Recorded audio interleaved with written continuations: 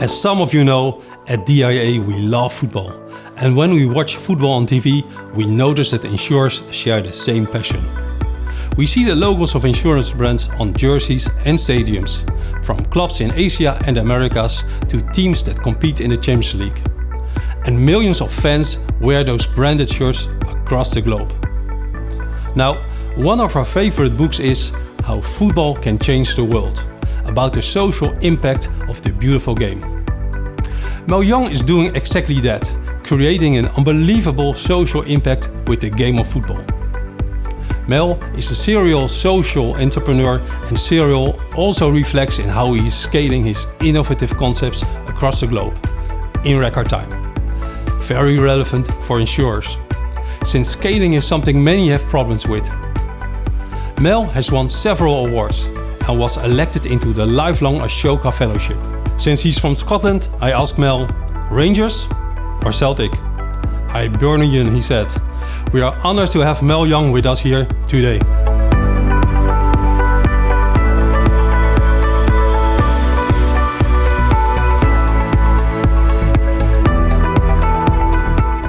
Good afternoon. Those of you who have observed the agenda or have met Mel or know Mel, after that big build-up, we realised that I am not Mel, I'm afraid. Mel fell victim to COVID on Monday afternoon. I'm a lonely marketing and PR manager at the Homeless World Cup Foundation. He gave me a ring and said, would you mind filling in for a talk? And I thought it might be Zoom or Teams, somewhere in London or Edinburgh or Glasgow. And lo and behold, here I am in Amsterdam.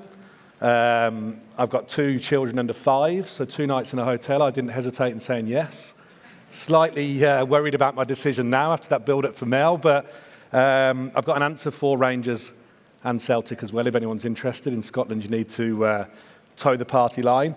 But it's a pleasure to be here. I'm afraid you would have a much more enjoyable experience if Mel was here. Using footballing terms, Mel is the Lionel Messi, Cristiano Ronaldo of the Homeless World Cup Foundation. Unfortunately, I'm a poor man's Peter Crouch, not as tall either, and I had the pleasure of being present at the dinner last night. Fantastic top table. I'm not sure if anyone, fantastic table. I'm not sure if anyone is here now. I can't see them, but I'm told what's said on the table stays on the table in an insurance world. I'm going to start looking at different providers when I get home. I'm certainly going to get an app as well. Lots of talk about apps, but it was a pleasure to be there, and Mel told me to make an impression. I spilt red wine, so I think that is a good way of making an impression at a dinner table. And without going into too much detail, someone said I look like James Corden on a couple of occasions. I'm not sure if that was because of my wit or presenting ability, or maybe the lockdown weight that I've put on over the last 2 years. But it is a pleasure to be here. Mel does send his apologies. He is excellent at these kind of things. I think he spoke in 2020 via Zoom and digital. So hopefully I can do the Homeless World Cup proud in terms of our message. I am here probably with a bit of a begging hat. We've been through difficult times like everyone else with COVID and the pandemic, but none so more difficult than homeless people.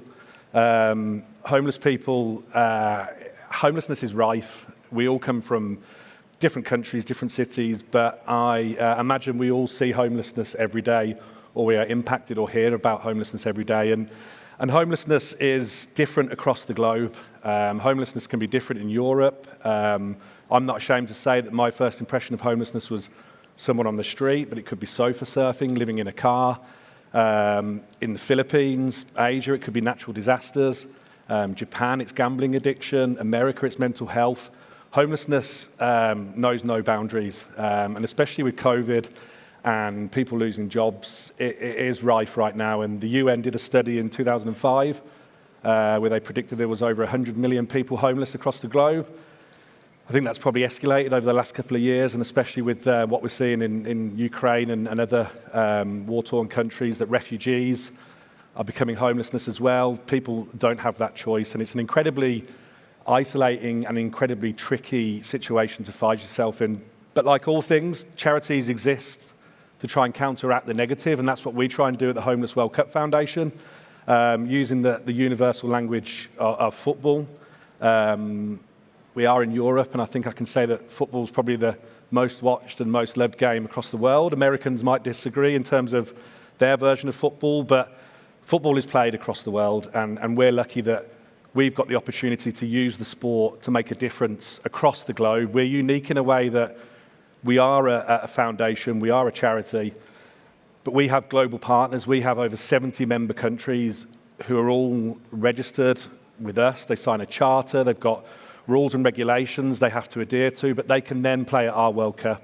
They can then play at our tournament. So quite a big goal, but that's what we're here. Is a world without homelessness. That's the goal. So what is the Homeless World Cup? That's my job as marketing and PR manager to try and tell you within the time allocation I've got. But it's a football tournament, basically. It's a street football tournament that can be played anywhere. It's city locations. It's a football tournament with purpose.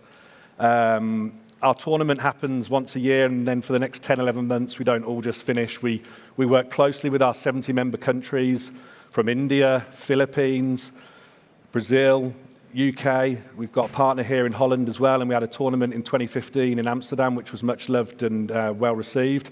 But it's our job to use football, use our players to shape and change attitudes towards this global issue. So we do that through football. Everyone can play football, whether it's for the first time or the 10,000th time. I think everyone knows how to kick a ball. I think it's a universal language. You can see in leagues across Europe that you don't need to speak the particular language. There's players from all sorts and fans as well. So we're lucky where we've got a good starting base in terms of what we do and what our member countries do. Our tournament is different. It's four-a-side. Goalkeeper, 3 outfield players. A striker always has to stay in the opposing half, so it's quite tactical as well. I've not been to a tournament. I'm only a year into the job, but I'm told it's very tactical, very skilled. However, we had a tournament in Edinburgh, and it was England, Scotland, Northern Ireland, and Wales, and it was very hard tackles, tough tackles, kicking people up in the air. It's a passionate sport, and people want to win as well, but honestly, afterwards, after seeing some crunching tackles, especially between England and Scotland, where I remained very neutral, the love, affection, the kind of relatability that our players have with each other is second to none, because they've all been in the same place and they all know what homelessness feels like and what homelessness can do as well. I'm going to play a video from a big supporter of the Homeless World Cup, Michael Sheen, who could probably articulate everything I've just said a little bit better, but I'll play that for you now. What's your favourite ever goal? Might be Ryan Giggs in the FA Cup. The one where he picked the ball up in his own half, slalom past half the Arsenal team before ripping the roof of the net and swinging his shirt round his head, the hairs on his chest blowing in the wind. It might be Hal Robson-Kanu in Euro 2016, where he Cruyff turned 3 Belgian defenders and sent the Welsh nation into raptures. Or perhaps when Gareth Bale leapt 10 foot high, a superhuman bicycle kick that won the Champions League final.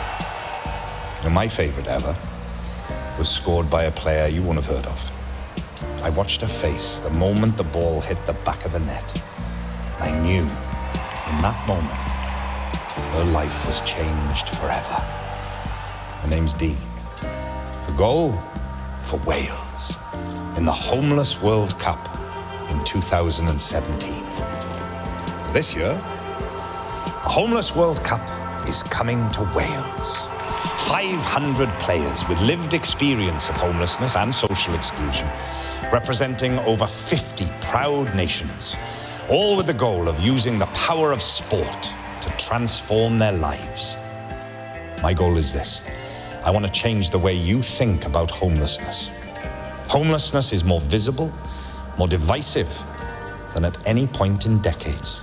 We've all had obstacles in our lives, all faced tough opponents.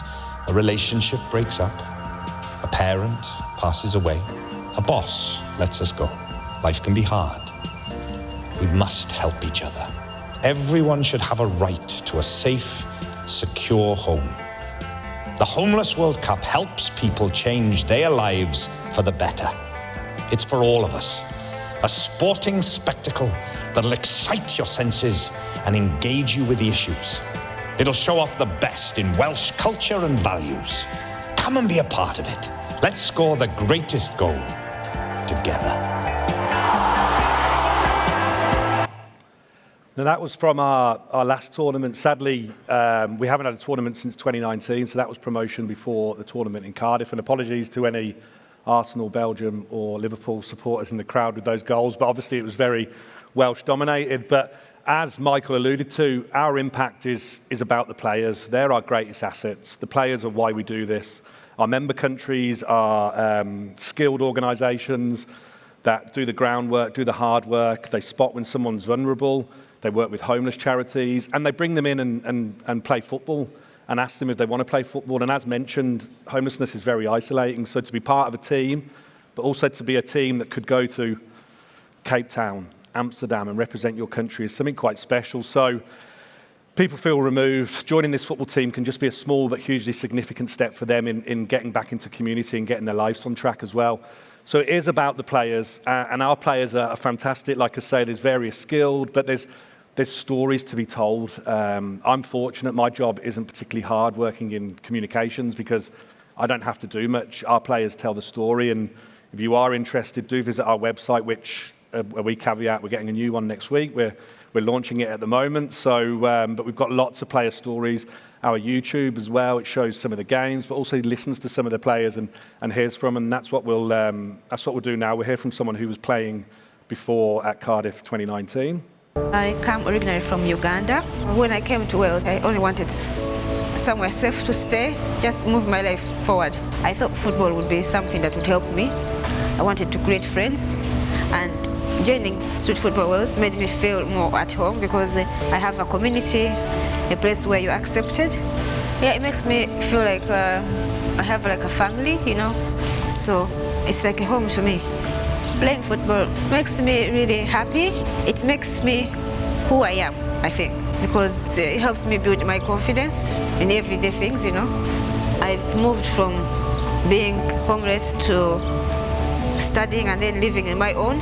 I'm looking forward to the Homeless World Cup in Cardiff. I played in the 2016 Homeless World Cup in Glasgow.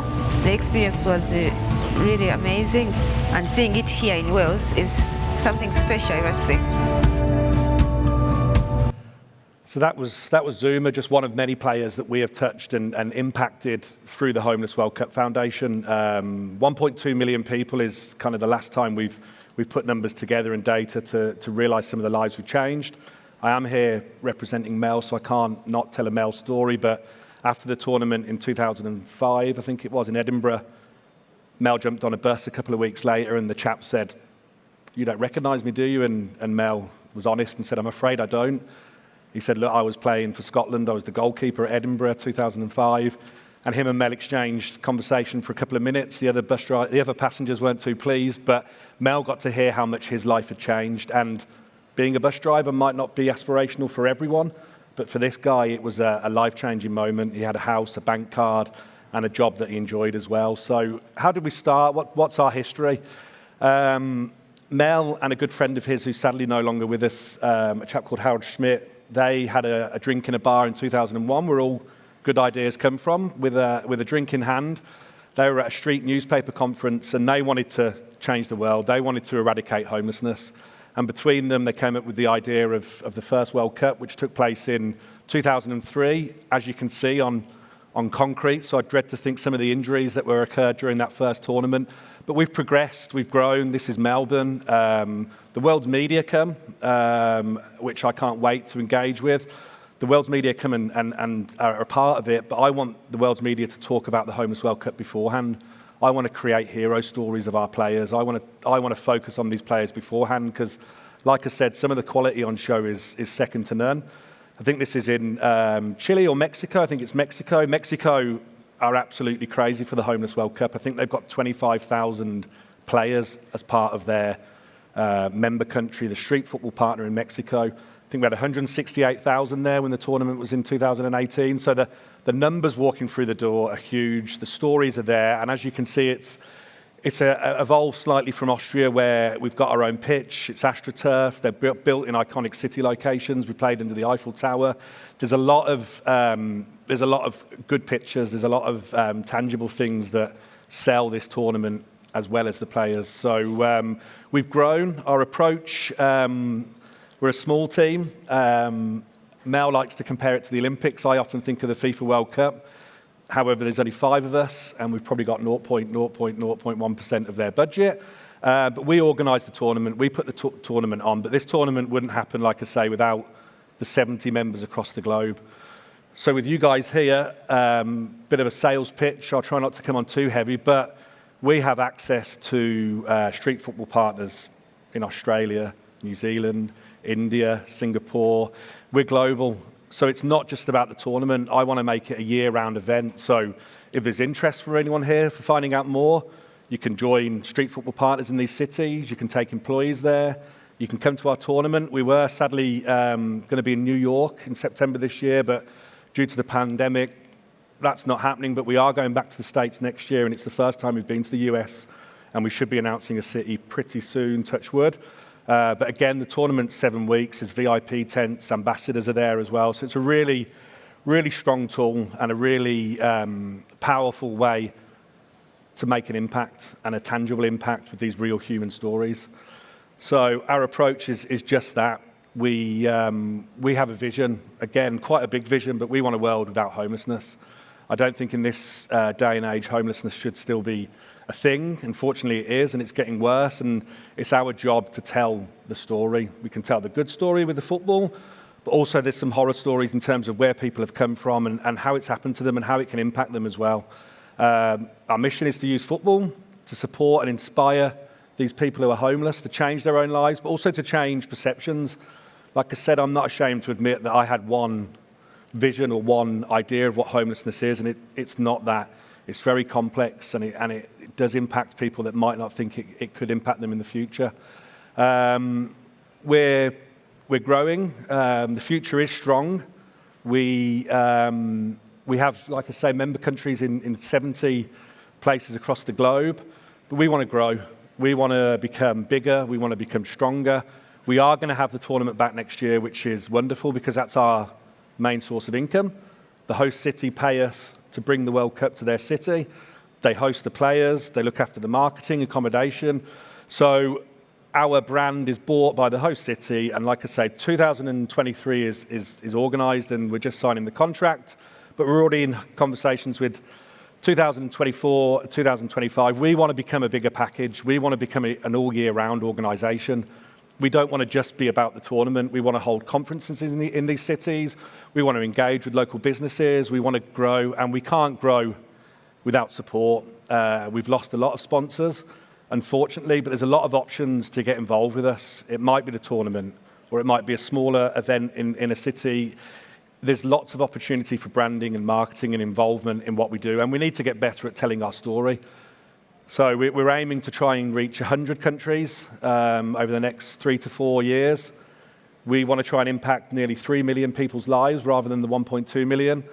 We're looking at Africa. We've got a really strong partner in South Africa, but we want to grow in Africa, especially Asia and further in South America as well. Again, I wouldn't be doing my job properly if I didn't put a little plug in, but Netflix have done, it's filmed, a film about the Homeless World Cup. So last year, we had real players, which is an amazing story in itself. We had real homeless World Cup players who have played in tournaments, played in previous tournaments. They joined these stars that you see in front of you as well, and it's a fiction story about an English team. Michael Ward, Vinny, who's in Top Boy, he's homeless, sleeping in his car, ex-footballer. Tournaments held in Rome, outside the Colosseum, so we're capturing that iconic venue that we always try and go to. It should have been out maybe 2 years ago. We're thinking towards the end of this year, maybe early next year, but it should be worth the wait. And like I say, it's a chance to tell the global story. And I think aligning with someone, excuse me, like Netflix is going to give us some seriously good opportunities to talk about who we are, what we do, hence the new website and a couple of rebranding tweaks we're doing as well. As mentioned, we hope to return next year. We are nearly there. It's been a tough 3 years. I know my colleagues, James and Mel and Zoe, who have survived the last 3 years, are desperate for this to come back. We're desperate for this to come back. We're desperate to see the Homeless World Cup family. We're desperate to get out to America and see the good that our partner does in America. Street Soccer USA have got 15 spots across the US where they're working hard, so it should be a fantastic tournament. Again, this isn't a hard sell. Hopefully it's something different than the insurance presentations you've had over the last 48 hours. Like I say, I'm not going to read the match report about my performance because it won't be anything compared to what Mel could have done, but I just wanted to come and tell our story and get some brand awareness about the Homeless World Cup because I'm a big football fan. I read a lot of newspapers. I don't see too much about it, and I'm hoping to change that as well. So I really appreciate your time. I know it was the graveyard shift. Hopefully we can continue the conversation. I don't know if it was the red wine last night, but I had some good chats with people who are interested in exploring what they could potentially do with us and how we could help them as a brand and help them become global and align with something so good as the Homeless World Cup. So please do get in touch. Unfortunately, the new logo's gone over my email address, but it's matthew@homelessworldcup.org. I'm on LinkedIn, and I think someone will be pleased to know, I think I downloaded the app yesterday and I've joined the DIA app as well. So thank you very much for your attention. I hope you have a really good rest of the day and safe travels home. Thank you very much.